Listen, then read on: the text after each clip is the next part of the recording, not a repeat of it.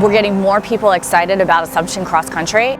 There's a lot of excitement for what we're doing here, and it's coming from the president of the school all the way down through the administration and to our students.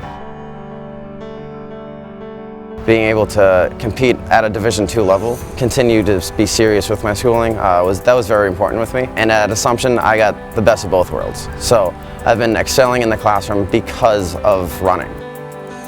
Year-round training, that was the big key to this.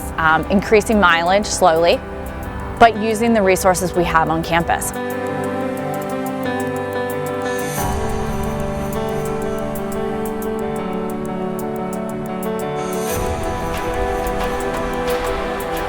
People will be seeing us run, and they're cheering us on, because we're running before classes, after classes, and all of the faculty come out and see us. They're getting support from people who just see our kids running on campus and cheering them on, just during the regular run. This team will push you.